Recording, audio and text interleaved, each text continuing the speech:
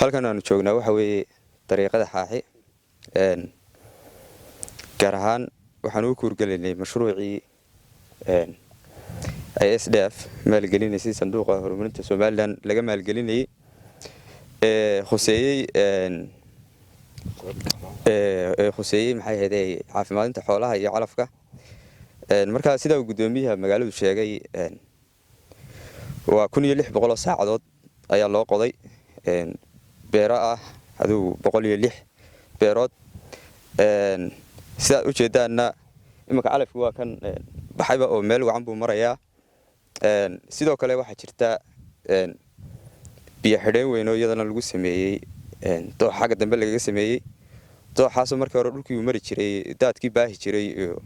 oo aan baahin sidiisii hore lagu soo caliyo dib u habeen iyo biyo xidh lagu sameeyay sandam sidoo kale waxa jirta beertii oo iyadana shaqadeedii si wacan u socoto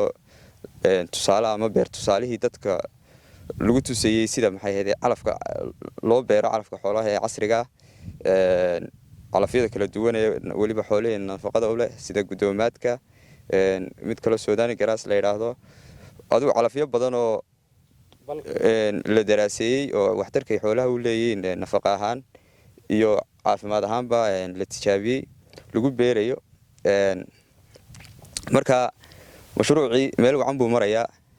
indha guuleysanayna uu leeyahay insha Allah waxaanu rajaynaynaa wax waliba sidii aynu u qorsheynay iyo si ka wacan inay noqdaan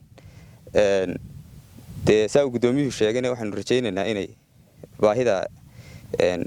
xagga calafka xoolaha oo baahiya runtii ugu mudan ee wadankeena xoolaha caqabadaha haysta kamid ah inay wax weyn oo aad iyo aad lixaad u leh ka tari doonto oo ugu yaraan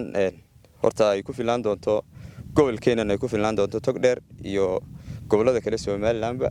intayna gaarin mustaqbalkana insha Allah marka dadkeenu wax ku fahmaan ay wax ku bartaan mustaqbalkana aynu u gudbi doonaba inaynu u dhoofino oo dibadaha aynu u dhoofin karno marka intaasaan kaga baxaya